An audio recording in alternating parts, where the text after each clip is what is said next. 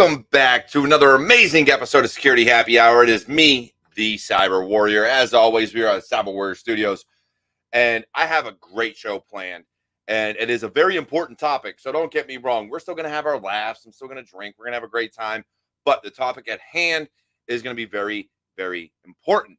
So please bring your questions. Please bring your comments, because that's what it's all about. We rely on you, the audience, to engage and actually bring more to the conversation than just what me and my guests do. That's why I do this live every Friday. So I promise you it's going to be a great episode. You just got to be ready for it. And if you get in your head, if you have any issues, there may be triggers in this. You may have some issues going on throughout this episode because it is about mental health. It is going to be about substance abuse. It is going to be about so many other things that plague our society and plague cybersecurity as a whole, especially. So please, if that stuff like, substance abuse and mental health are going to be triggering for you, just be prepared for that. We are going to have those discussions. And otherwise, look, hang around for about 10 seconds, and I promise we're going to be right back.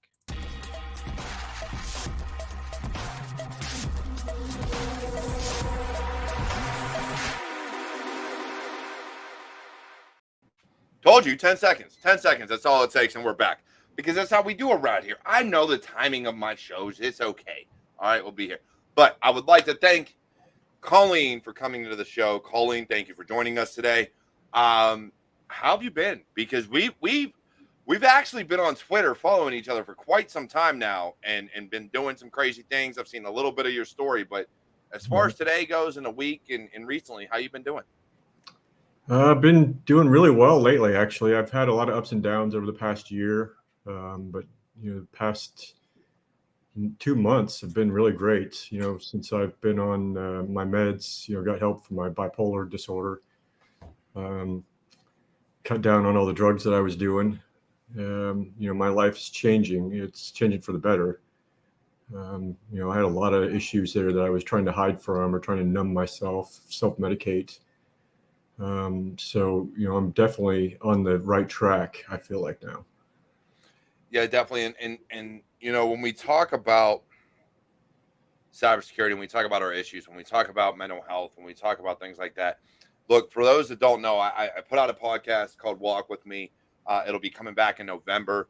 It's the first podcast I've ever done that I actually take a break from, and I needed to for my own mental health, my own well-being. But I've discussed topics like substance abuse and mental health and depression and things like that on there. And so for me, looking at it, cybersecurity is one of those things that plays a huge role in our lives, right? When you get in this field, you're either in it or you're not. Like very rarely is there an in-between, especially when you're first getting started. So for you and a lot of the issues you've gone through within your life and career, do you feel it's been more personal issues or career issues or a combination of the two that have played a role in kind of your mental health struggles and things that you deal with on a daily basis? Oh my gosh. Probably both, but most affected by personal issues. I've had an interesting life. I came up kind of rough as a kid. My parents divorced early, and we lived in the hood and on food stamps, and I had a lunch card and shit like that. We got government cheese, and a lot of stuff like that was pretty traumatizing to me throughout my life, and it kind of shaped who I am, these days.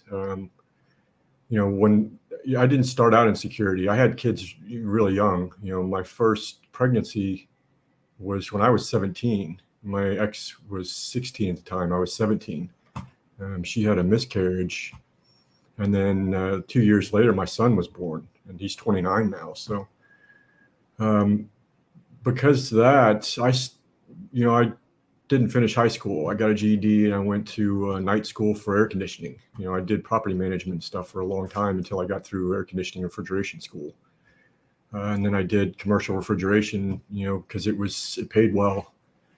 And then I kept hitting the paper ceiling. I was applying for facilities managers jobs and stuff like that. But nobody would hire me because I didn't have a degree. They didn't even care. They just wanted a philosophy degree or general education degree. I just had to have some kind of degree. And my ex-wife finished her master's degree And so I decided, hell, I'm going to go back to school. I'll go back to school. And I was like 36, 37 when I started back in school. And I was just going for my associates. You know, it was just like, I've been playing with computers since the 80s. It's always been my hobby: video games, computers, playing with bots, networking, that kind of thing. And originally, my goal was to just get associate's degree in networking, computers and networking. Mm-hmm. But part of that degree was security, security plus, in fact.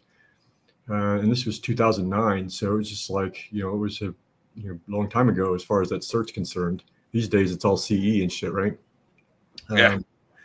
So, you know, when I started taking the security classes, they really spoke to me. Like that just, you know, I felt like security's always been my thing all throughout my entire life, you know, risk and calculating risk and mitigating it and avoiding it, you know. So when I started taking security classes, I was like, this is my shit. So, you know, I switched over to security and just did networking as my, you know, like backup.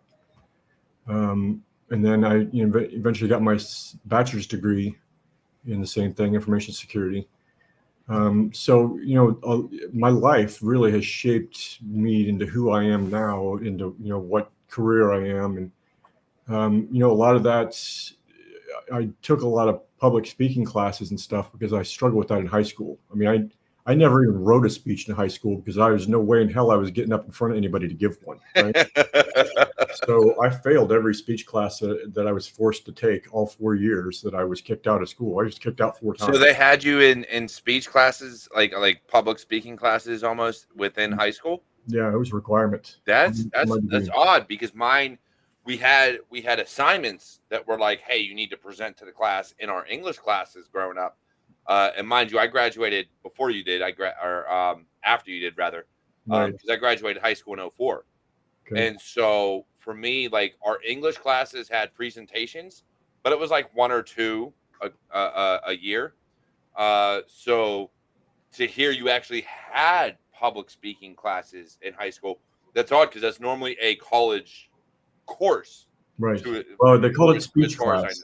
It was specifically for speech. And then, you know, the teacher that taught the class was like a literature teacher or something. He was one of the higher level English teachers. Mm-hmm. And then he taught debate in public speech class.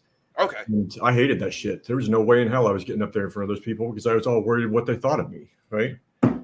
That's crazy. Gotta be cool, right? So I didn't do that shit. But when I was in my associate's degree, you know, I bombed my first speech in the public speaking class in college because I had that same mindset when I went into it. And I got like a C or something on it. And I was like, this is not acceptable, right? I'm not getting bad grades. I'm not getting anything but A's and B's.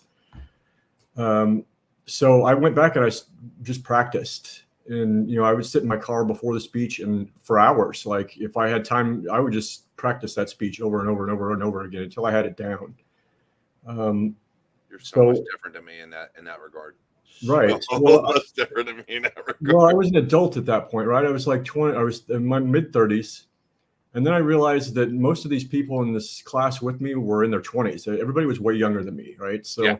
I'm like, why the fuck do I give a shit what any of these people think of me, right? I'll never see them again. And if I do, it's probably going to be like, you know, jovial or cool in some way, right? Mm-hmm. Who gives a shit if they're judging me? So, you know, all of that like awakens something inside of me. It was just like, you're going to do public speaking. And I got an A+ in that class. Even though I bombed my first speech, every subsequent speech there was perfect. I mean, it was just like, even like the 12-minute one that I gave at the very end. Right. And I took that to heart. I was like, you know, if I could do that, I could do this kind of thing anywhere, you know, on anything. So that's why I appreciate being invited on shows. And I want to say thank you for inviting me because, you know, I love being on, representing our community, you know, talking about our community and the problems and challenges that we face and, you know, ways to overcome them, ways that I've overcome them. So, you know, I really appreciate you inviting me on the show to talk about some of this stuff. Yeah, definitely. And it's one of those things, right? We have so many issues within our community. And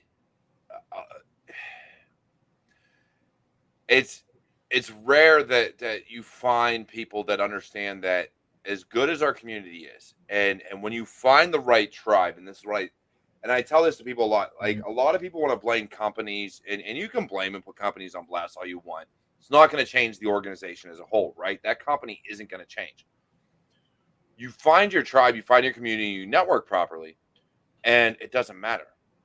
Like when you find those people that uplift you, you find those people that tell you you belong. You find those people that are like, fuck you, get over yourself. You're gonna make it, and you're gonna belong here. Like that's what matters, because it takes that type of person to understand that it doesn't matter what other people say about me. It doesn't matter what this organization thinks or this organization thinks. Because if this person believes this, other people believe this, and I see other people believe this, that means I belong here. That means there is companies out there that will respect me for me, that will understand who I am and hire me based on my capability, not because of X, Y, and Z or this, that, the third. It is because I belong here, I deserve to be here, and everything else. But I think a lot of that plays a toll. Because if we look at it and we look at society, we look at cybersecurity as a whole, degrees, certifications, and certain organizations you can bring into the physical factor. But ideally, degrees and certifications play a huge role, which plays a huge role in the mental health. Because, like you said, you were at a company for HVAC or refrigeration or whatever, and it was just get a degree in whatever. Just like being an officer in the military, right? You could have a degree in basket weaving, become an officer just because you have a fucking degree. You just got to have the degree first. Right. So well, but there is something to that. I used to look at that and it was like, fuck that degree. Bullshit. This is bullshit. The requirement. Why the fuck do they have to have this? But after having gone through college, especially community college, I realized that there's a lot of value to that degree. You know, I learned so many things. I learned sociology. I learned psychology, right? I got much better at math. I was really shitty at math. I'm still pretty shitty at math, but I got through it, right? Hold up, you're shitty at math, yet you love networking and security. So contradictory to their fucking career fields. I'm a walking contradiction. Yes. I love it. I love it because it proves no matter who the fuck you are, you can make it. That is why I love that. Right. And you should see this shitty code that I write. So that's another thing that I'm a contradiction on. I can't stand that shit either. Right. But like, you know, the rest of security is my shit. It's like, it speaks to me. I'm like, I don't know. I love it. And Angie says it right, you know, or Ange 31D. She's usually on YouTube, but I appreciate her being on Twitch because I am still an affiliate with Twitch until they kick me off for multi-streaming. But you learn to learn, but having the requirements of having a degree to get a job is insane. And I agree with that. When you require a degree, it is absolutely ludicrous. Absolutely ludicrous. I think it's a benefit. I think it can set you apart, but that requirement is bullshit. Yeah, there should be an alternate path as well, right? Like if you've lived life and you can prove that you've had some kind of similar experiences in whatever careers you've had in the past, I think that there should be an alternative path on every job. Agreed. But, you know, to say that there shouldn't be any kind of requirement for like upper level jobs, I think is, you know, that's not realistic. You know, but again, what are we talking upper level? Measurement or gauge or what are we talking upper level? Because there's a difference between, how do I put this? Well, it's similar to like the military, right? To become an officer, you can become a non-commissioned officer. And there's, you know, some special ways like in wartime that you can get promoted into, you know, to be a commissioned officer. But unless you've actually gone through school and they know that you've actually, you know, they want to know that you know how to read and write, that you know some philosophy, some history, right? You know, those things are very important.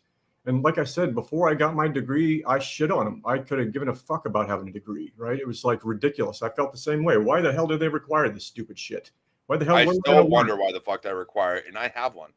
Well, but my story that I started with about speech class, right? I mean, if I hadn't gone back to get my degree, I wouldn't be as good a public speaker as I am now. I'm not saying that I'm a fucking great public speaker or anything, but you know, I got over my fear and, you know, all my hangups with public speaking. and I've used it to do a lot of good in these years since I've graduated. Right. I'm on like tons of panels for like I'm a trans person, or I'm part of a trans group there on a panel, or I'm giving a speech in like a women's group or something to that effect. So every year I go and speak before the UCSD School of Medicine, all the medical students here. Like, so, that's an opportunity to like share my experiences, my stories. I wouldn't have had those opportunities had I not gotten my degree and gone through that speech class. Definitely. And I love Nomi's comment here. I learned that having a degree shows that you are capable of learning. Right. So here's the kicker to that, right? That is actually how I got my second job. Not my first job, my second job after I retired out of the Army. Because the system we were using at the time was a system I had never used before. Well, I learned it somewhat because we used it in the military. I just never really got my hands on it, but I didn't really know it. And so I literally got hired on the basis of, I know you can learn, because I had certifications and a degree. Mm-hmm. So the degree itself mattered, but I think it was more the certifications, because I had I had tons of certifications at the time. They're like all expired now, but I had a ton at the time, and it showed that I could learn. It showed that I can understand and grow, because not only, and this is the big thing behind certifications. I do want to get back on mental health, substance abuse, because I see you're drinking coffee and I'm drinking beer, as is my show. A lot of people do that, or you're drinking tea, one of the two. But for me, certifications, they're earned one of two ways. Mm-hmm. One, you memorize the test, you pass the test, you dump the information, and you say, hey, now I'm certified, so I can go do this.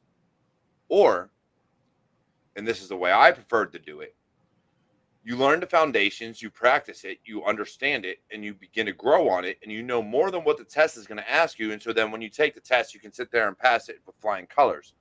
I did that shit with all my SANS tests, every single one. That's what because I do. I have been taking and learning and understanding everything about offensive security and cybersecurity as a whole prior to going through the 4 SANS courses I did. So when I went through them, getting over a 90% was easy. And I don't say that to brag. I say that because I understood the foundations of what they were asking.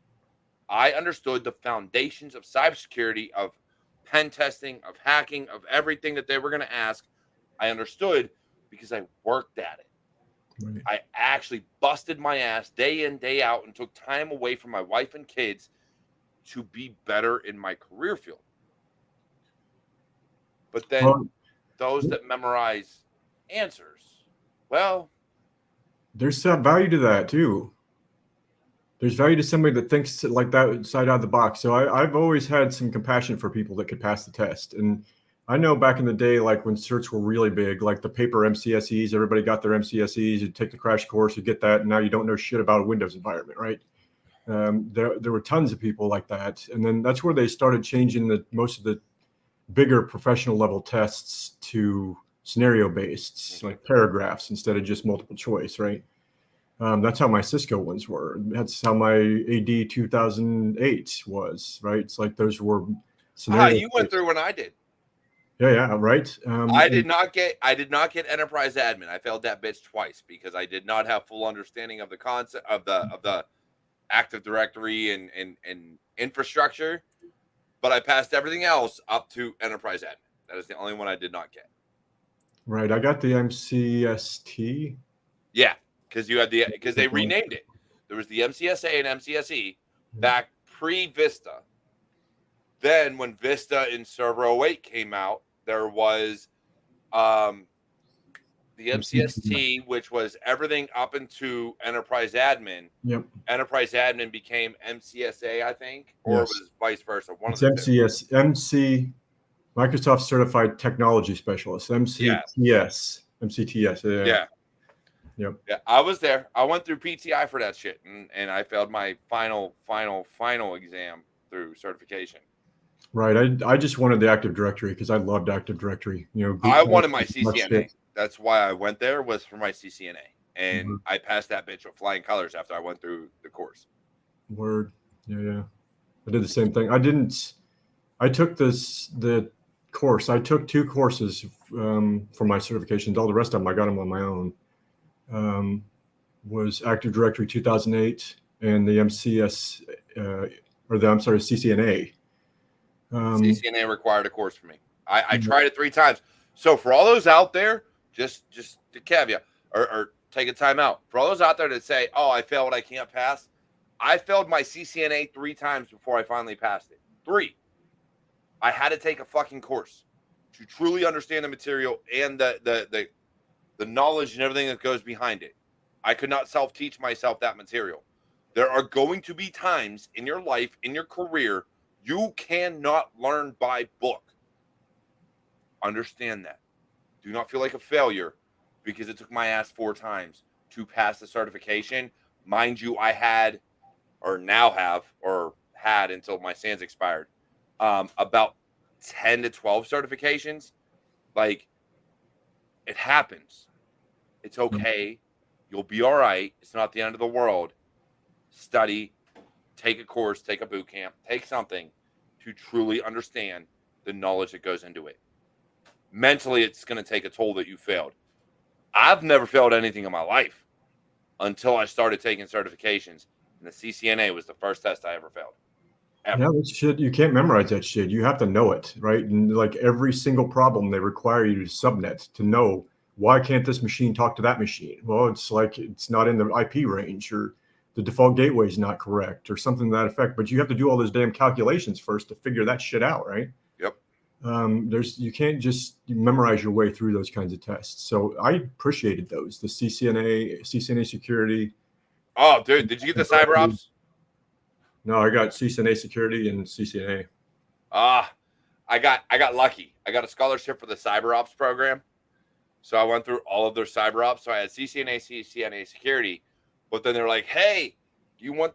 There's this scholarship out there. I don't know if it was just military. I don't know who it was, but I know while I was in the military, they offered this CyberOps scholarship, and I applied for it. So I was able to get their CyberOps, and that's how I learned Snort and a few other things for the other defensive and security aspects of Cisco. It was great. I loved it. I did both mine at Ivy Tech Community College there in Indianapolis. Oh, okay. The first one, like I said, the CCNA, I actually took the course because I was like, man, I'm going to have to take the course on this one. But I already had my Network Plus. I already had my Security Plus. I think I had Network Plus at the time. Oh, yeah, I was way ahead. Networking was my shit, right? That's what I was going to school there for. It's always been my shit. But like the CCNA security, I did that on my own, right? Once I realized what I was up against with the Cisco, and I already had my own subnetting trick and shit. With the Network Plus, the CCNA, and the Security Plus that I already had, this CCNA security was, it was just the Cisco branded stuff that I really had to get familiar with, because I that stupid web UI. I absolutely despise it. Right. So and then for me, that cert lost value because it was so Cisco based. To me, I thought the Network Plus was more valuable as a network technician or a network administrator. I don't know. I don't know. All right. So that is where I'm going to I'm gonna tell you, I think CCNA, not CCNA security, the CCNA offers more. Now, granted, they do have all their ACLs and everything they do within the Cisco CLI. Right. But from a networking perspective, I think the knowledge behind that gives more than the Network Plus. It's been a while since I've taken the test. I took it twice. I took it in 2008, and then when I got it, everybody was like, "Oh, the 2009 just came out. You're not certified for that. You will have the 2009." I was like, "Fuck that!" So I just went and took the 2009 test and passed it. And I was like, I had 2 fucking Network Plus cards. Dude, I have my Security Plus for life because I refused to convert it over to CE credits. Right. Mine is supposed to be lifetime too, but like when I applied for jobs and I told people it was like, this is my lifetime. They're like, no, you need the new one, the CE one or whatever. I was like, dude, this one said lifetime for me. Yeah. So depending on where you work, depending on what you did. So the military, if you needed certain certifications, now because I had my SANS, I didn't have to at the time. But if you only had your Security Plus, you had to have the CE one, the one that required continuing education. But for me, I never had to convert mine because I had the other certifications. So my Security Plus technically is still valid because I got it like you with your Net Plus. I got my Sec Plus in '08. And so it's still technically valid for life. Right? Yeah. That is the one cert no one can take away from me. Well, No, bitches. I have that. That is mine. I definitely understand the value of the CE because shit changes, right? It's not the same as it was for us back in 2008. But does it really? No. Well, some things do. It? Yeah, we live in a much more cloud-connected world now. We're not, looking behind the fortress like we all were with, this. I understand that concept, but does it really? Because even when you look at the cloud aspect of it, they're still putting out Fortinets and Palos and Ciscos. These firewalls, these ACLs, these restrictions, maybe not from the Net Plus side, but from the Security Plus side, all this stuff is still the same. Foundationally, the foundation stuff, everything you learn is still the same. Right. So even though the tooling may be different and how you get there may be different, the understanding, and this was my basis of what Security Plus actually is, which is the foundations, same as Net Plus, same as A Plus, right? Hardware, security, and networking. When you look at those three systems, the underlying operation of those systems does not change. They do the same thing. ACLs, network control lists, HIPs, IDSs, IPSs, all this shit fundamentally is the same. Right. Well, I mean, you do have some subtle differences like SSL and TLS, but I mean, it still is the same concept, right? Right. You're still encrypting the data over the wire. It's just a different algorithm and a different way of doing it. Right. Fundamentally. Talk no shit about no TLS back then. It was all SSL. TLS 1.0? Yeah. I think TLS 1.0 was actually SSL 3.0. So same shit, different pile. But like when I was taking my Security Plus, we didn't mention no shit about no TLS. I think maybe it was on there, but it was like everything was SSL focused. Yep. Right. So let's. I love to rant. I love to go off one of these tangents, but I do want to get back to the topics at hand because here in this industry, we have two very big problems. One of which you talked about earlier, which is substance abuse. Right. And we have mental health because we don't take breaks. We don't take time off. PTO is like, okay, I have PTO. I'm not taking it because the world will burn down. Right. We need to stop looking at ourselves as like horses like that and whipping ourselves into, It's crazy, right? Even I look at it. And I'm in management now. Finally made it. Like, fucking woo. It's one of those things like, oh, I'm finally in charge. And at the same time, I still look at my calendar going, I can't take a fucking day off. Even though I know I can. It's one of those things you look at and you're like, no, I got to be there for that meeting. And in the back of your head and your counterpart's like, no, you don't. And I'm like, yeah, the fuck I do. Right. Well, that's the thing is you got to try to find balance for yourself there for what makes you happy. Because, like most of us enjoy the job that we do. We enjoy working. We just want to be able to do it on a little bit more of a reasonable term, where we can actually get away and do whatever we need to do to relax and unwind. Which is what I find hilarious because that's one of the reasons I do this show. Actually, that's one of the reasons I continue to. Now, mind you, my son was playing football for weeks and months, so I wasn't putting out content like I used to do. But that's why I put out content, especially mental health, motivation, things like that. Because where I work, they know about this show. They know about my other podcast. They know what I do. And so for me, it's easier to break away because I'm like, okay, I have other things I need to do.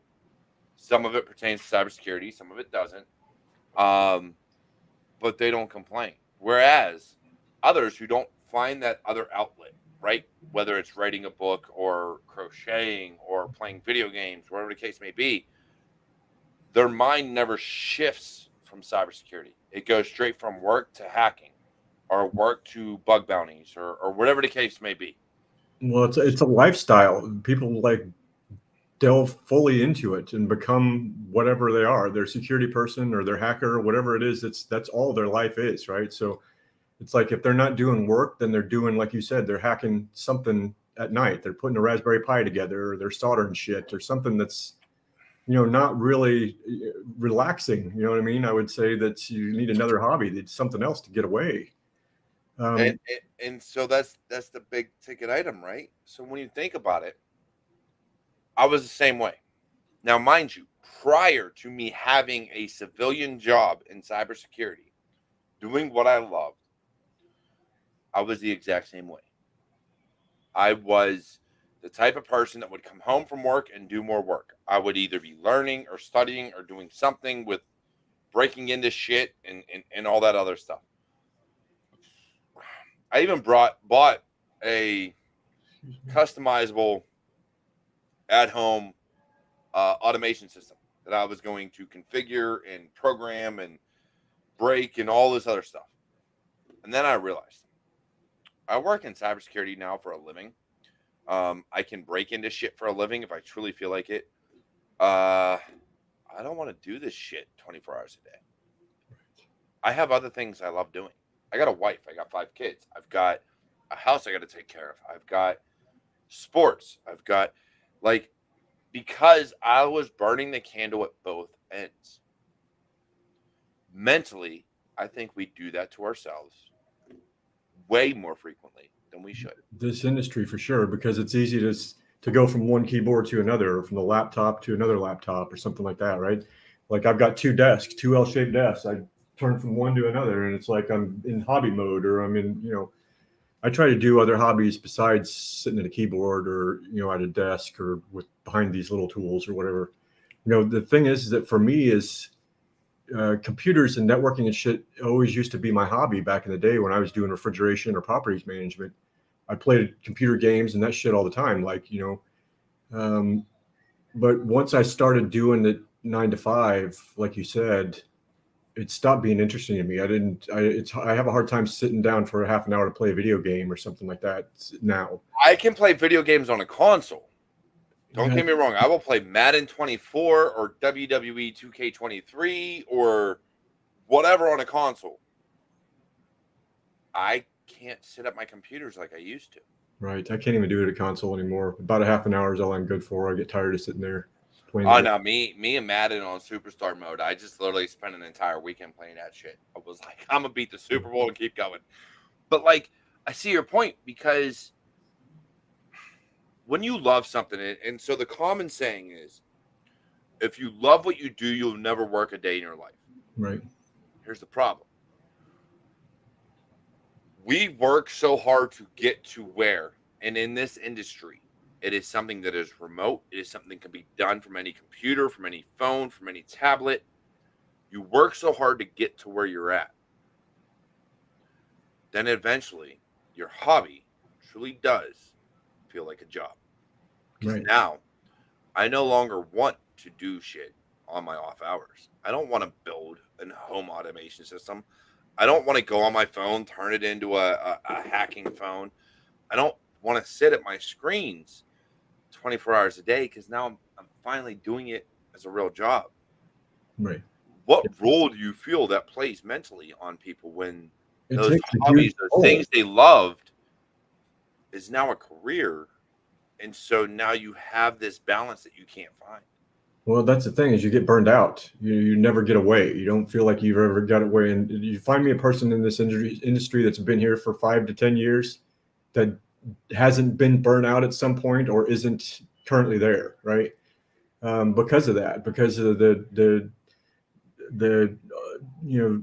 all the burdens that we place on ourselves, and the expectations that we have, the expectations that everybody else has about us. And it's like, were you able to do that with the Flipper Zero? No, I haven't done that yet. So now I've got to sit down there for an hour and figure this shit out, right? So it's like that. Our industry feeds this kind of shit, unfortunately.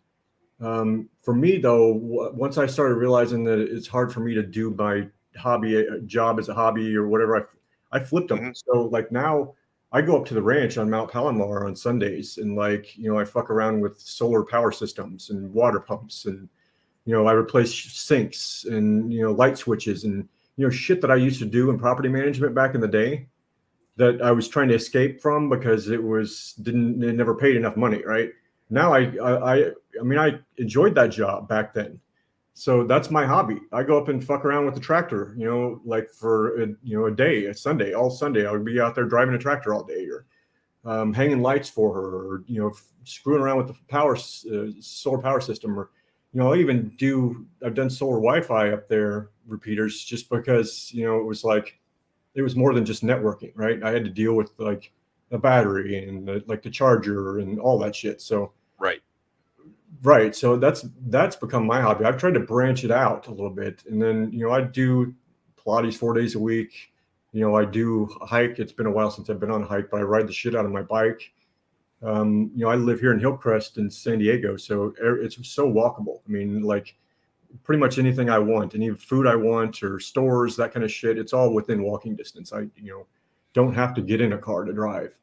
Right. But, I also have the beach here in the mountains, so there's always something here that takes me out of that mindset. Being behind the keyboard or being at work or feeling those pressures like, oh shit, well, I know I've got this work I got to get done and it's like 11 o'clock, I might as well do it. Most of the time I do, because my bipolar disorder, like I have trouble sleeping, so I'm like, I'm going to just do some work, because it's either that or I'm going to sit here and watch TV, because I can't really go out and hike, and I can't go to the beach. It's dark. It's 2 a.m. What the hell ever. But like we have to try to figure out ways to decouple, to detach, to unplug, right, and become like a whole person instead of just this hacker or this security person or the IT person or what the hell ever, the technologist. Like, do something. To me, it's like you should go out and spend some time in nature. Go do some hikes. Go, get a cabin in a lake or some kind of shit if you can afford that. Whatever you can do to like I said, unplug and decouple from your work life. And I think that leads into like the other topic of the show is like substance abuse. For me, substance abuse has been a part of my life since I was in high school, middle school, really. I started smoking pot when I was 12, just like occasionally. And then by the time I was 15, I was smoking it regularly. It was like anything we could do to get a bag, we got a bag, right? And same thing with alcohol. Once high school hit, I was, either high or drunk or both all the time. It was just, that was it. Don't get cross-faded, guys. Don't ever do that. Cross-faded is the worst. Well, we didn't know what the hell that was, and we just got fucked up is all it was. We didn't know about crossing over or any kind of shit like that back in the day. It was, you just got fucked up. And that's how it was. That's how we dealt with our shitty lives, living on fucking food stamps, right? And the shitty ass houses that we lived in, and not having money to go on vacations, and always driving shitty cars, and barely having enough money to get the clothes that look cool, at school and shit like that. So, we used it as a fucking escape. It was getting fucked up. That's what it is. Hell away from that shit, right? And that, for me, that continued on like throughout my life. When I was responsible for my children, like I backed way off of that. I still smoked a lot of pot, but I only drank on the weekends, or I didn't, whatever. Once my kids were adults, I started drinking during the day. And then, once I got divorced, I was drinking by like 8 or 9 o'clock in the morning. You know what I mean? Just like it just kept getting earlier and earlier and earlier and earlier for me. And then I was going through a bottle of scotch every 2 days, right? It was just like, that was it. And then once I started getting up to almost a whole bottle a day, I realized, damn, maybe something's up here. And then I had a couple of friends tell me, hey, don't you think you have a drinking problem? Because they were noticing the same shit, how much I was drinking, how often I was drunk, all right? How I never went anywhere without a flask, but like that was something that was like a comfort thing for me, an escape for me, back in the day. And then once I got divorced, like I went off the fucking rails. I was just like, to the nth degree, I was smoking. And the same thing with pot. I started smoking, as soon as I got up every day. Going through 3.5 grams a day of weed, and half a bottle of scotch, a gram of cocaine or whatever, like any of that other shit I could get my hands on. A couple grams of mushrooms, a few tabs of Molly or what the hell ever, right? So it's always something. But like it took me, my trans friends here in San Diego, saying to me, "Don't you think you have a drinking problem?" where that reinforced like, hey, I'm almost to a whole bottle of scotch a day. That's, I realized I did have a drinking problem. And I tackled that first because I saw that as the root of all my problems, right? It was the amount of alcohol that I drank was all my problems, especially with like me getting angry and shit like that and wanting to fight everybody. And, it's just like, that's just how it came up, right? And then when I got drunk, I really wanted to fucking fight somebody. So I was sober for almost 2 years up until last October. Is when I pretty much I think I saw something about that. Yeah, jumped off the wagon. Yeah, last October, jumped the fuck off the wagon. I was like, I can do this, no problem. So I drank heavily for that. And the funny thing is, I went right back to the same amount of fucking alcohol I was drinking, half a bottle of whiskey, because it was cheaper than the fucking scotch. Fuck that. No, dude. I don't know how you did that. I ain't even lie, not to cut you off, but like, I cut myself off for even like a few weeks, and I get back into like drinking. And I cut myself off, I don't mean I'm like cutting myself off from drinking completely, because anybody who knows me, they see my show, I drink every episode. But like, if I go from drinking every day of the week down to like once or twice a week, to get back into even daily drinking or like every other day, I'm kind of like, I can have like maybe 2 beers or like 6 beers and we'll keep going. Like, to go straight back in after that long and a half a bottle of whiskey, man, that's a whole nother level. I don't even know how you pulled that shit off. That was just my life. Sorry, I tried to breathe coffee there. Always fun. Always fun. My life. So, there was nothing else. I didn't have anybody else to tell me like, hey, you're drinking too much, or to give me any shit. Because, it was something my ex-wife was always there, was the voice of reason, right? Be like, hey, don't you think you're doing that too much? Or you got a problem with this, or blah, blah, whatever. Like, like when I was divorced, I was off the fucking rails. I didn't have anybody to tell me any kind of shit. No, there was no voice of reason, right? Because I wasn't the voice of reason. So we never are. I started drinking earlier and earlier, and there was no way in hell I was going to go any time without drinking or having some alcohol on me, right?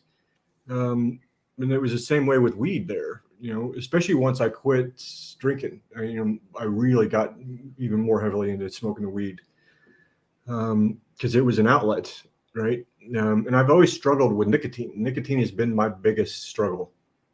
I've quit a lot of substances, opioids, alcohol, right? I gave up weed for a long time. I gave up cocaine for a long time. LSD, Molly, you name it. But my biggest struggle, the hardest thing for me to give up was the fucking nicotine. I struggled with that shit for 34 years. And it took. You finally give it up? Yeah, last September is when I went on Chantix, and that experience was so horrible for me that I will never touch nicotine ever again. So with that, because I have my own issues, right? Caffeine, nicotine, alcohol, like they are very, very addictive substances. Me, I have a very addictive personality. If anything is addictive in and of itself, probably going to get addicted to it.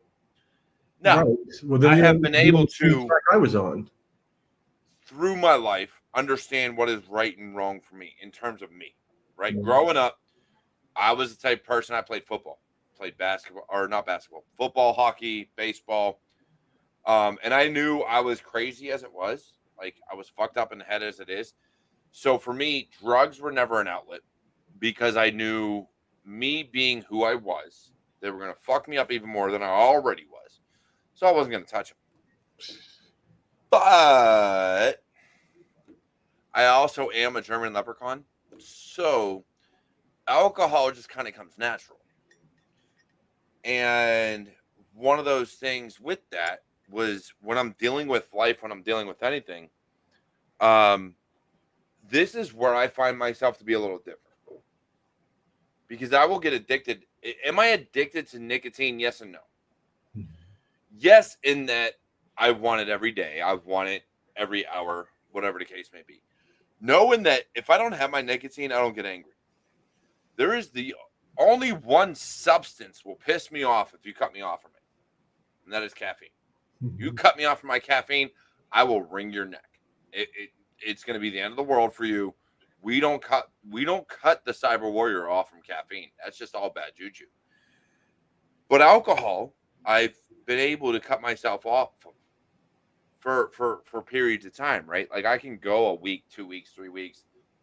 Tell me I can't drink, I won't drink. Now, because of this show, I have the advantage I get to drink every week. But if my wife were to sit there and be like, hey, you can't drink because of X, Y, and Z, or a doctor or something like that, okay, no big deal.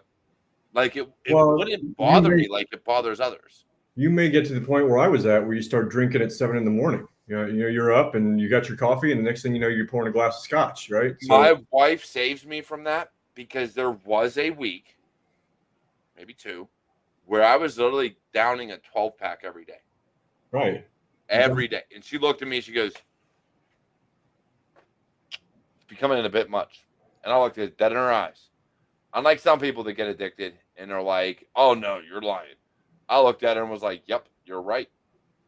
Well, see, that's I knew it. I was like, yeah. That's awesome that you had that ability to listen to them and not resent them or get pissed off at them, because they're trying to help you. They're like, hey, I'm seeing this shit from afar and I see that you've got a problem. And that's what happened with me. I wasn't going to do that shit on my own. I knew that I was, going up into almost to a bottle of scotch. I was like, damn, this is getting to where I can't afford this shit anymore. I better find something cheaper or whatever, Yep. It took somebody else to say it to where it put it all together for me. And I realized I do have a fucking problem. For me, it was, and again, we talk about in this industry, you are going to be plagued by bullshit. Shit is going to happen. If you're in cybersecurity and you're not on the offensive on the fucking black hat side of the people that don't give a fuck about anything and are just out for money, you do you, boo-boo. Have fun. That's not me. When you were sitting here trying to protect organizations and companies and everything else, and they want to go by a checklist, they want to go by check the box, they want to go by all this other bullshit, you are going to get frustrated. You're going to get pissed off. You're going to get pissed off with the company you work for. You're going to get pissed off of everything else. The bullshit is going to rack up. You also got a family. You got kids. You got everything else. You're going to find a vice. Right. It happens. Well, the thing is like the fact that we're talking about this right now is helpful. This is going to help other people realize that maybe they have a fucking problem, because one thing that I've noticed in this industry is security and hackers, or whatever you want to call them, cyber, or whatever the hell any of this you want to call these people, hackers or security people, there's a severe drinking problem in this industry, right? Alcohol is so glorified. And caffeine. Hey, I don't have a drinking problem. It's a solution. Right. See, that's how I looked at it, right? It was a solution at 7 a.m. for me. See, and you're not wrong. And I got to step away for a quick second. I'm going to put you on blast because I got a bunch of shit here. So we're going to put these questions up and comments. But I do want to say that for me personally, and this is my opinion because I get where you're coming from, and Nomi puts it here, so I will put her comment up when I come back.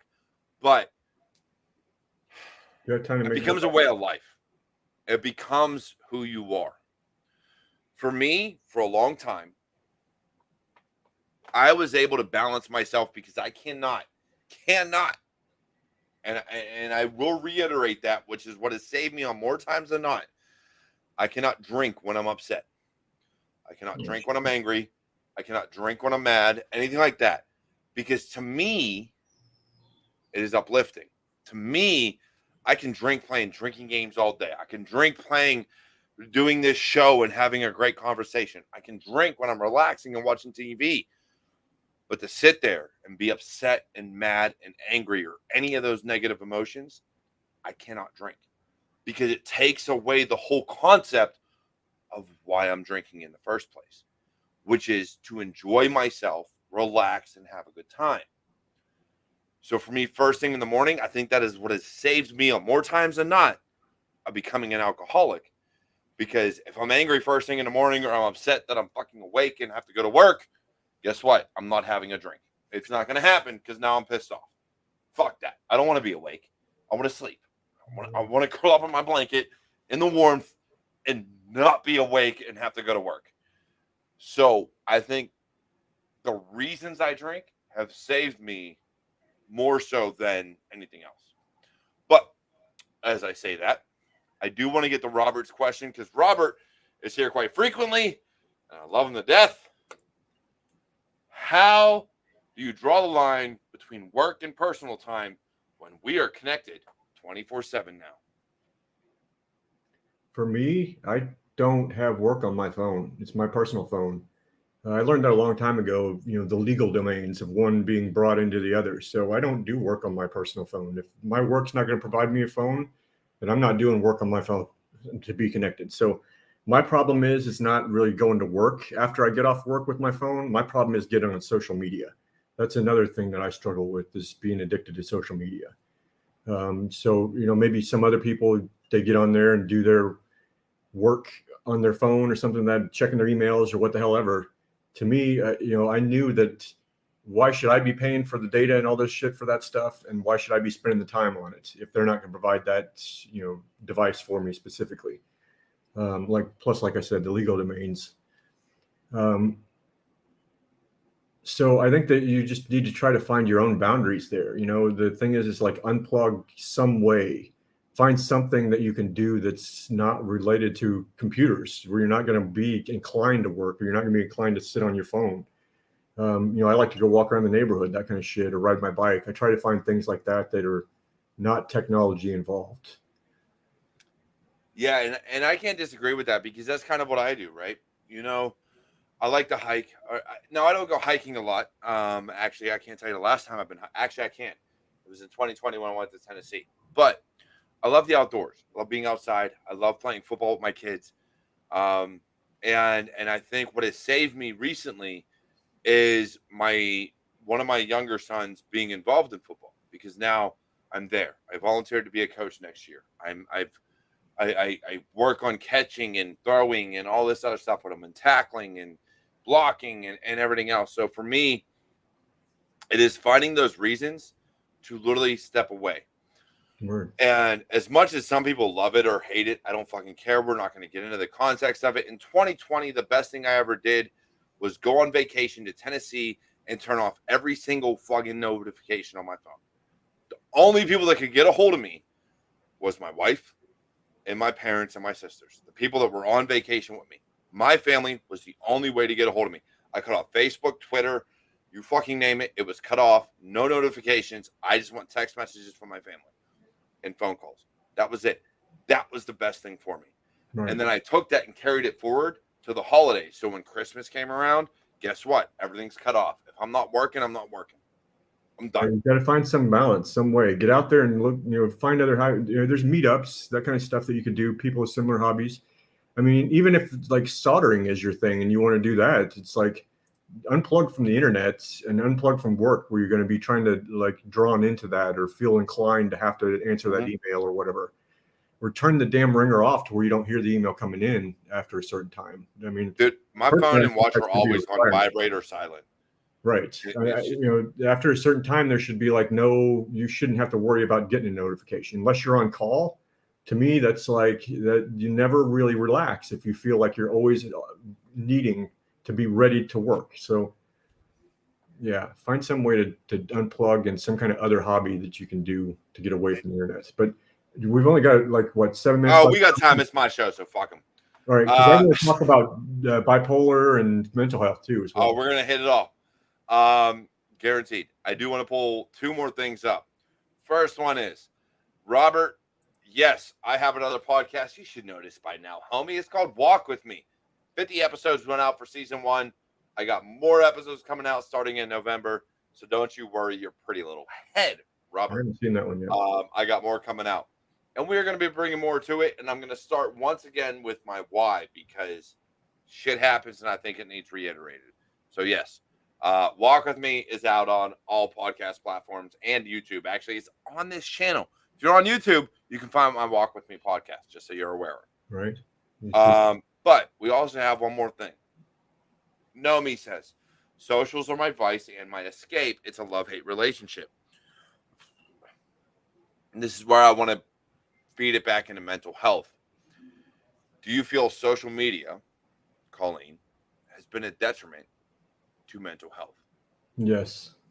unfortunately. The way we use it now, it has. The way we put people on pedestals, the way we attack one another, dogpile, cancel culture.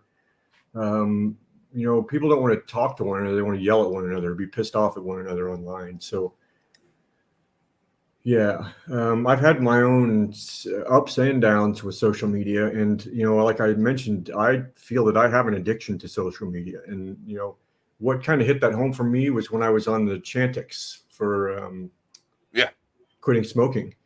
It made me really kind of nauseous. So like I have that feeling like if you ever ate a food when you were a kid and then got sick, you can never eat that food ever again. That was my experience on Chantix, just because of the nauseous. I just felt like I smoked a whole carton of cigarettes the whole time or something. It was like too much for me. It was fucking my brain up. Hated that shit. But the other thing that Chantix, I don't know if it was originally designed for or indicated for, but one thing that they found is it cuts down on like gambling and sex addiction and other addictions, right? It does something in your brain for those kind of addictions, not just for nicotine. So when I was on that Chantix for that month, I noticed that I was going hours without my phone, and I'd be like, "Damn, where the fuck is my phone?" Looking all through the house of it because I knew I had to send something or do something with it, and then I go find it. It's in my bag. It's still in my bag from when I got out of the car like 2 or 3 hours ago. And I was like, I didn't give a shit about my phone or jumping online or social media during that whole time, right? So that's when I realized that, damn, maybe I do have a problem with social media. And then if you see how many hundreds of thousands of fucking posts that I do, right? It's like incessant. Like I live online, and like that's my outlet. Most of my friends are somewhere around the world. They're not here in San Diego. They're somewhere in the world. So that's my connection to them. Connection to family, right? They're the people that I consider family because I have so few family members that are left in my life. So that has been another struggle for me that I've been struggling with, is balancing social media. And like I get pissed off at it and put it down, but I always find myself coming right back to it, right? It's like it's an addiction. I'm still working on that one. So I wish I had some better advice. But I guess my advice holds true on balancing your life and trying to find something else to do. That's what I try to do, something different that doesn't involve my phone, riding my bike or something to that effect. What I found is that, so my life, my content, everything I do, I own an organization, I own an LLC that is supposed to be able to find everybody on social media. LinkedIn, Facebook, Instagram, you name it. The best way I have found to do anything is to realize the people who are going to see your shit and love your shit are going to do it whether you post every day or not. Right. Yeah. That has been the easiest thing. That has been the best way I could do it, because it has torn me down mentally.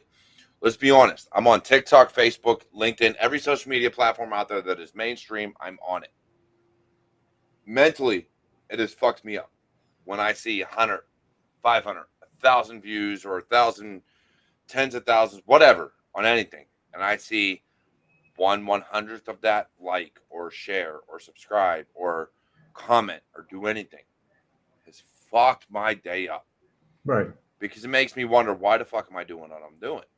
Well, why does it matter? What have you done wrong? Why is everybody pissed off at you? That's something that I'm struggling with, lately. It's like, that whole InfoSec bikini thing, like, launched me into the fucking stratosphere. And then the next thing you know, I'm like down here. And I'm like, where the fuck did everybody go? Right. And like, you can't expect that to be like all the time, But here's the thing. And here is how I have dealt with it. People like Robert, Angie, Space Tacos, Andrea Myler, Wanawa, and those that care, those that actually pay attention will notice.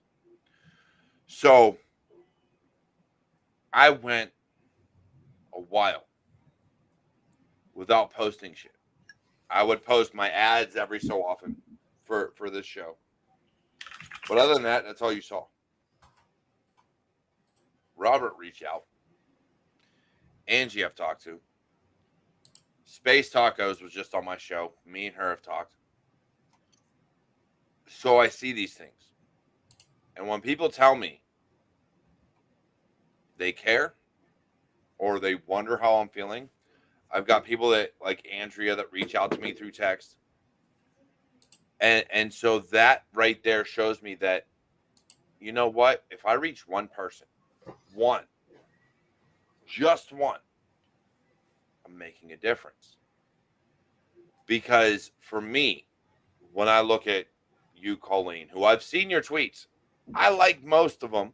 Some of them I just kind of like scroll by.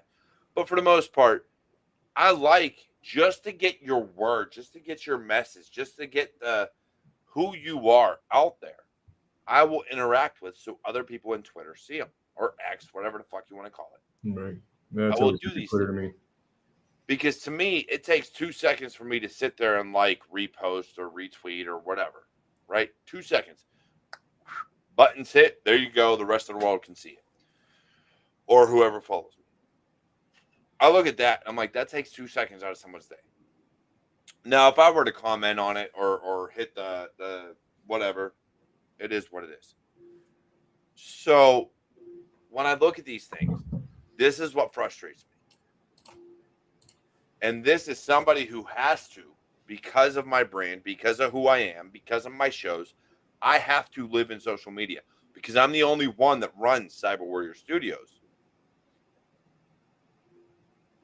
That takes a toll when I see thousands of people look at something and I see 1/100th of them do something with it. Right. Well, I mean, that's the thing is your reach is going to be the reach that you have. And like you said, even if you've touched one person or improved their life, and that's an improvement. That's improving this world. It's the That's opposite all of I can do. You're doing the opposite of what the trolls are doing. And that's my goal online, right? It's like I try to represent positively the trans community. I try to represent women positively. Like substance abuse now is like a cause of mine, and mental health now is a cause of mine, those kinds of things. So I'm trying to make a positive difference, because like I spent so much of my time fucked up and shit. And I'm like, I've got to do something positive for this world. Why the hell else am I here? So we're all here for good reasons. Everybody, whether or not you take advantage of them is one thing, right?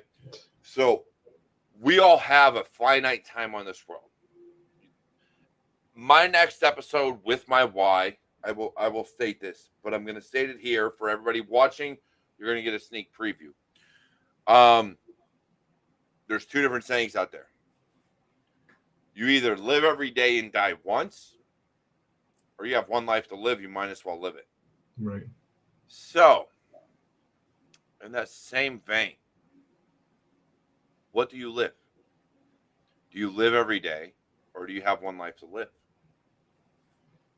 I try to live every day now. That's something that's changed in my life, right? Since I put most of these substances down, sought mental health. Like I'm trying to live my life every day and like live in the moment, be in the moment, those kinds of things. So that's my goal. I can't say that I'm always successful with that. I'd like to stare at my phone and social media quite a bit, but at least I'm not drinking, or smoking pots. When you have an addictive personality, when you have an issue, I've got friends that are NA.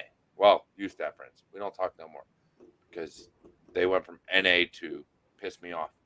But it is one of those things. It wasn't about that. It was a whole different can of worms. But I still love them regardless because I look at people. I love everybody. Anybody that knows me should know that. I love everybody. Until you give me a reason not to like you, I love you all. But do you think putting down the substances has helped your mental health? Oh, yes, most definitely. So that's one thing I wanted to talk about was how I got to the mental health part. And it totally involves the substances. So like, I tell my doctor everything. I found my doctor here in San Diego because she specializes in trans. Like her specialty is like infectious disease, like HIV and shit. She runs the HIV clinic here. But she did a talk at the local center here, the LGBT center, on trans issues. Because she's at that community, she's so tuned into trans issues that like her talk, I was like, holy shit, can you be my physician? She's like, yeah, let me look into that. And she was like, yeah, I can be your physician. So, you know, I actually see an infectious disease expert on HIV is my general physician, but, you know, she understands my hormones. She understands everything. Right. So this person's a part of my life. I see my doctor as, you know, a family member, a valuable family member, and I value their opinion. Right. So I tell my doctor everything. I'm like, yeah. And they're like, hey, how are you doing on the cocaine? I was like, well, I had some last week, or, you know, it was only had some for a couple of days or whatever. Like, how you doing on your drinking? Or, you know, they help me get off nicotine, all that shit. So I try to keep them involved in all of that, tell them the truth, because they can't help me if I'm lying to them, if I'm keeping things. And the same thing with my therapist. I tell my fucking therapist everything, right? Well, you should. Your therapist is the one that, if you don't tell them everything, how can they help you? How can they help you? Exactly. You can't hide shit from them, right? So to me, I'm like, you're shooting yourself in the foot if you're not telling them everything. So I tell them all of this shit. But like, because I quit drinking, I smoked a lot more pot. You know, I had some shit happen in my life where I went fucking manic, right? I'm not sure if a lot of people know what that is, but like, I didn't understand bipolar disorder before this event, right? For me, it was like I went weeks and weeks with just a couple hours of sleep every night, and I would only eat like one meal a day. And then I still did Pilates 4 days a week, and I went on like 12-mile hikes in the fucking wilderness by myself, in mountain lion country, right? In the fucking mountains. So like, it's dangerous shit, right? But I was a fucking badass. There's no stopping me, right? It's my shit. I'm going to go do this.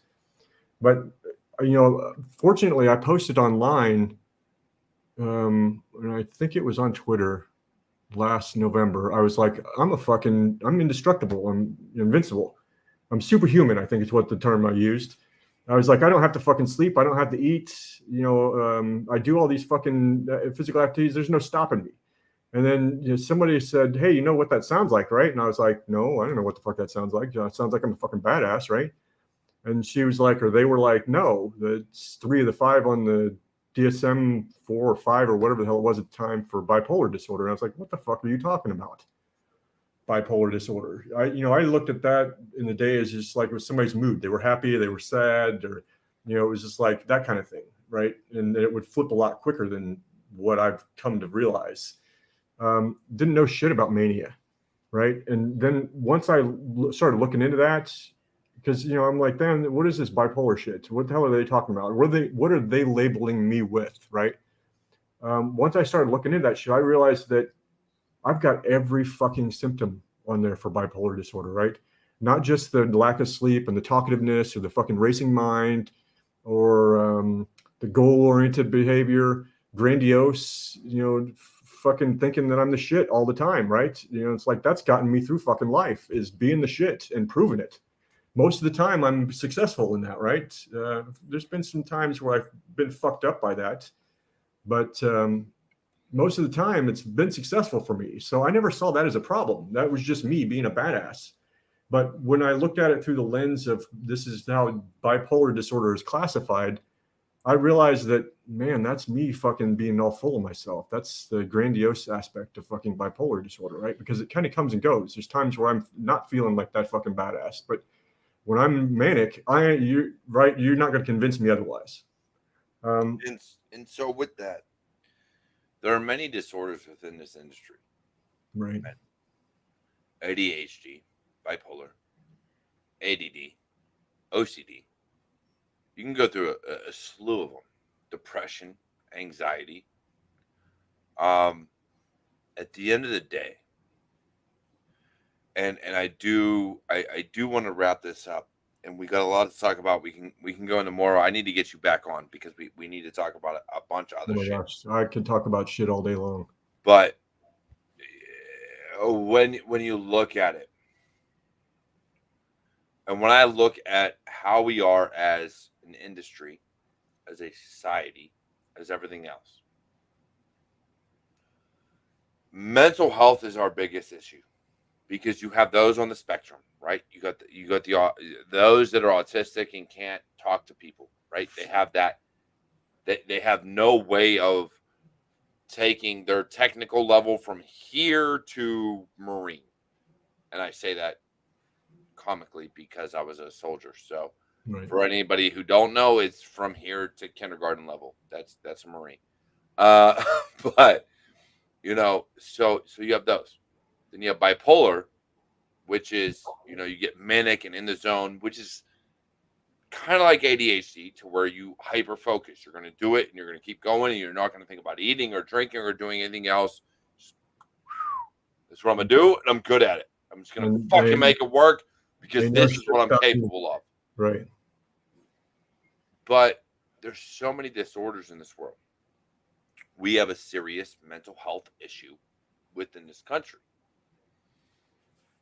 And I think that it's not an issue. I think it's a matter of, this is me personally, you take what people consider disorders and consider them superpowers and allow them to take their abilities to the fullest extent. Rein them in every so often to actually fucking eat a meal. And you've got the best of the best that maybe the disorder part is kind of beneficial. But, you know, we all have something wrong with us, dude. You find me somebody in this industry that's not on some kind of spectrum, right? Find me someone in real life that is normal. Someone that you could call normal. Go define normal for me. Right, exactly. That doesn't exist. And that's the thing. That's how our society has always looked, is like, you know, we're the normal people that fit in, and we're the Joneses down the street and all that. We're just like them and shit. And it's like, dude, if you knew what the hell was going on behind the scenes at the fucking Joneses house, you'd probably be surprised, right?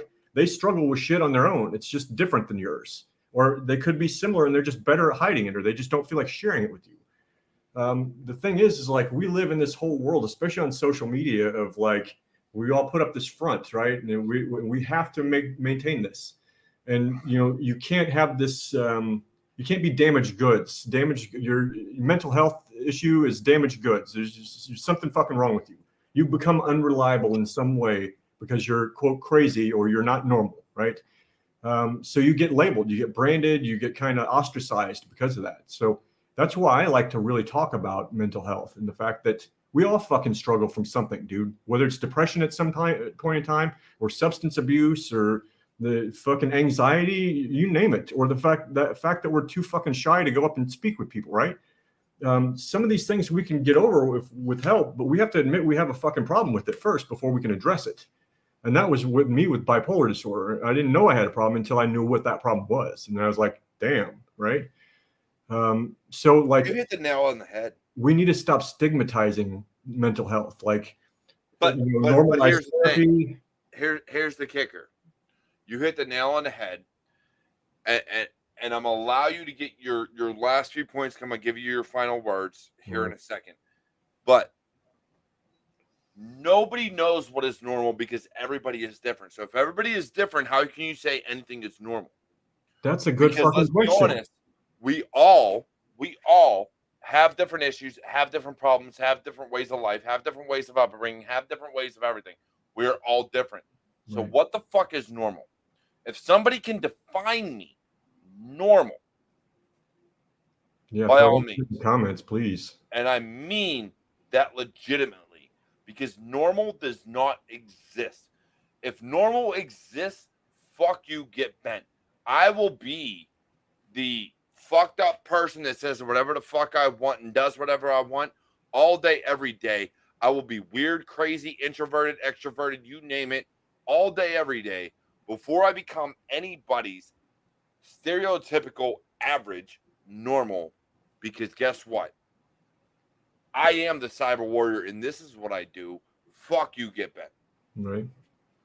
It's part of who we are, right? I wouldn't be me without my disorders. Without the, you know, I can't just be a positive, bright star all the time, right? I've got other things that have defined me and gotten me to where I'm at. So I don't try to hide that shit. I mean, I'm trying to get rid of the stigma here and help, you know, hopefully it'll help other people. And it should, because, all right. And I know I said I was going to let you get your final words, and I will, I promise. Coleen, I love you. But my son came home from school one day, says people were making fun of him for being weird. What do you mean weird? Define weird. What's weird? Because I am a hacker, jock, you name it, gamer. I've done it all. Your mom has done all these things. Like, please define weird. I would really, really, really love for you to define that, because I watch Dragon Ball Z. I watch Dragon Ball. I'm an anime person. I love computers. I love all these things. Please define weird. What is it? Well, they call me weird. No. They're weird. They're weird for calling you weird, because we're all different. We are all weird. I will take ownership of who the fuck I am. Right. Well, you're a pretty brave and straightforward type person, so you have that ability. But there's a lot of people in our industry that are not. They don't have that gusto. They don't have the ability to stand the fuck up and own who they are. Have right? not.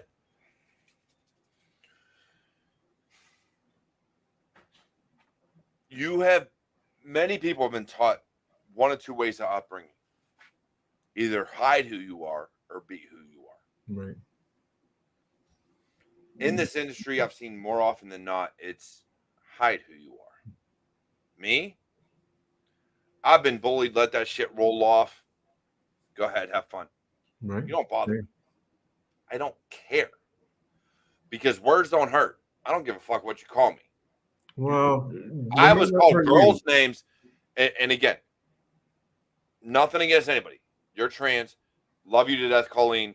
By all means, you are amazing. But me personally, growing up, not being trans, not being anything, I was called girls' names my entire life growing up. My uncles, my dad, everybody called me Doris and Darlene. They came up with random ass fucking women. Right. Because that was a way to put you down, to control you, to get you whatever, to do what they wanted you to do. So it's like, then that's how we all came up, right? Before but go ahead. That's not going to bother me, because at the end of the day, I know who I am. Word. I will not let somebody else bring me down, because I am the type of person, and this is where everybody's different. You have two people, and this is how I'm going to end it and let you get your final words. I promise. This is really where I'm going to end it. You have two people, and you can look at it as a bunch of different stories out there. But you have a dad that was an alcoholic, beat his kids all their lives. One of them chooses, I'm not going to drink. I'm not going to be that person, because I'm going to be the better person. I know what I don't want to be. Then you have the other side. Well, this is how my dad was. This is what he did to me. This is what I'm going to be. This is all I know. This is what I'm going to, end up being. So I might as well do it. Those are always the two extremes. Right. The ones that learn what not to do, and the ones that learn that this is the only way to live. That's life. So how you take your life, how you take your training, how you take everything in your upbringing is ultimately up to you. You can make a good life out of it. You can make a bad life out of it. You can be a victim, right, or you can succeed and actually earn everything you get in your life. Those are the two options you have. Right, but it's also, we can't expect everybody to bootstrap themselves, right? No, it's not about bootstrapping. You need help. Like you're going to need people to guide you. Yes, right. But if you have those options, so those that choose the negative surround themselves with negativity. Right. So it just keeps putting them down. Those that choose the positive are because they have surrounded themselves with positivity and people that are going to lift them up. If I were to surround myself growing up with people that were like, yeah, you're Doris, you're Darlene, you're blah, blah, blah, you're this, you're that, you're nothing but, you're weak. I grew up small. I graduated from my high school at 5'10 and a half, 160 pounds, playing football, trying to play offensive line against people that were double my size, going, fuck, this is going to hurt. Right. But it's all on how you surround yourself. I chose. I'm going to surround myself with people that are going to lift me up and make me better. Right. I Well, don't want negativity in my life. yeah, I think as you're strong enough to do that, and I think what we need to do is try to identify other people that are not that strong and help them realize that there are people here like us that give a shit. Which is We're willing what to help them. which is why I love you, Coleen, because that is what we have been trying to do. Right. Look at yourself. You'll look at Alyssa Miller. Look at Robert. Look at Space Tacos. Look at Nomi. Look at anybody who has ever been on my show or in the chat. That is what we do. My warriors, my family, the people I consider that to be there for others. We don't put each other down. You have a bad day, you had a bad day. You have a bad week, you had a bad week. But at the end of the day, I'm here for you. And bitch, you belong. Right. That's how I see it. Now, saying that, Coleen, this show is all about bringing newcomers on. And we know we're going to have mental health struggles. We know we're going to have substance abuse issues. We know InfoSec Bikini is something you really do need to go look up because it was amazing. But beyond that, go ahead, Coleen. Really was. Your final words. I want to say that really was who's reading amazing. That was amazing for so many reasons. I don't know if it was a lasting change that it brought, because I saw something happen with a mouse costume or some kind of bear costume or something recently. I don't remember what that chick's name was, but seems like the same shit happened over again. But I thought that shit was badass because it wasn't just all the women being like, we're putting fucking bikinis on. It was all the dudes that were putting on bikinis and shit. It was just like in support. It's like you risked being called Darlene or Denise or whatever the hell it was. Like the way we were always belittled back in the 80s and the 90s as kids, right? You risk that by doing that. But seeing these guys stand up and be like, yeah, I'm going to put on a fucking bikini too. And it's just like, not to like jump on anybody or down them or anything, but seeing a dude with a hairy chest wearing a fucking bikini, that's solidarity, man, right? That's they're not just looking to scroll through the pictures of people in bikini. They're like, I'm going to put my own fucking contribution up there. So that I thought that was pretty admirable. I do, and so with that, there was so much that this industry has to give. There is so much in our community, and look. Things can go off the rails. People can get attacked. There are people that are toxic out there. If you're new to this industry,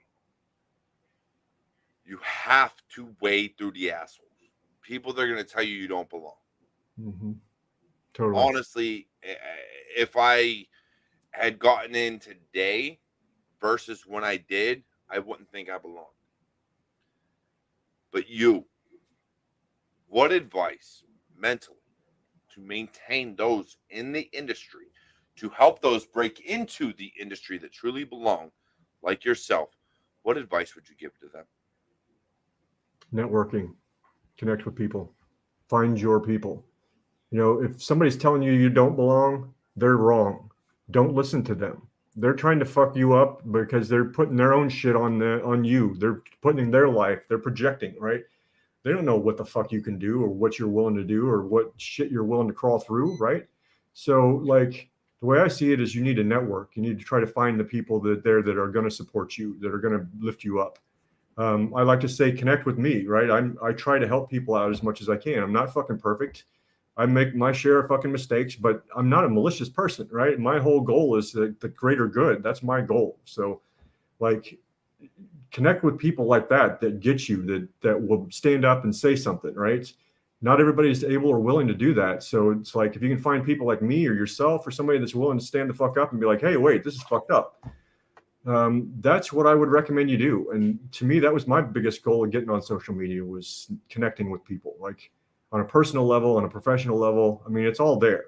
But then again, so is all the negative shit too. So it's like, you got to try to navigate, stay away from, you said, the haters, the people that are telling you can't do it, and then try to stay towards the people that are giving you the light instead of the darkness. And I also want to say that I've been reading the comments, but I'm not going to give StreamYard access to my fucking YouTube. So you're good. I do owe you a dance, Robert, and thank you guys for the glasses comments. And I love reading your comments here. Totally. I'm just not going to log in and shit. No, you're good. And here's the thing.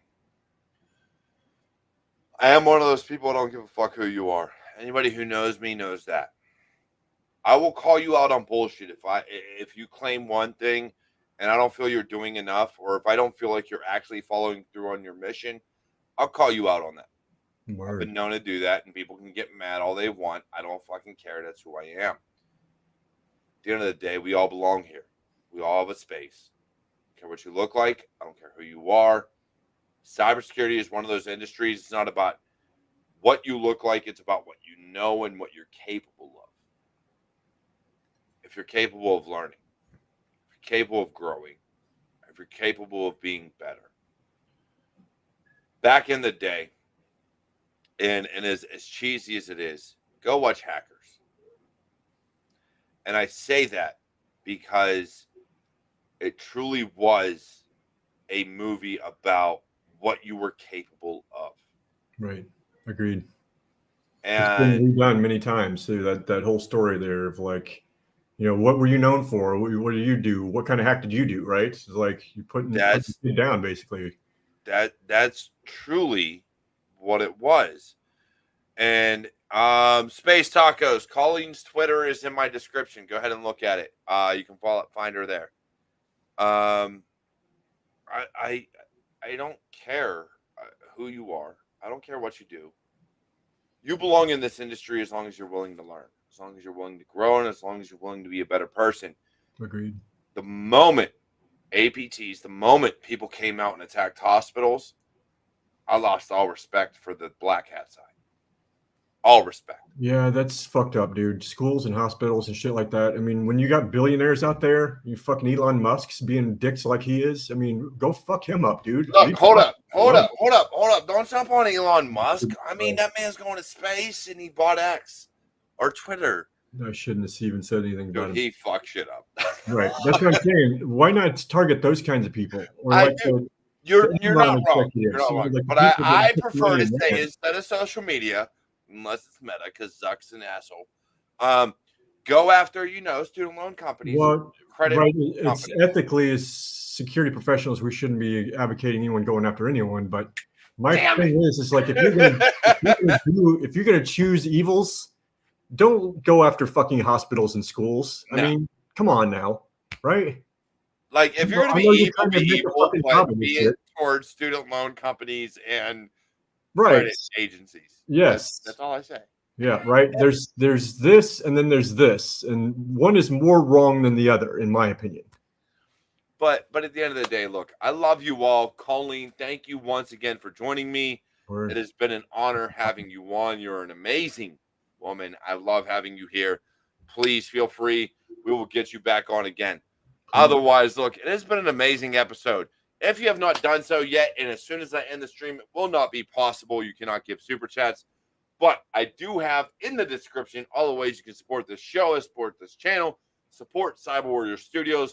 I've got big plans, but I cannot bring those plans to fruition without you, the audience. So please feel free to check out the description, all the ways you can support CyberWarriorStudios. Again, a lot of the money that I get will go towards youth football. It's who I am. I don't put it back into me. I put it back into the kids because I love kids.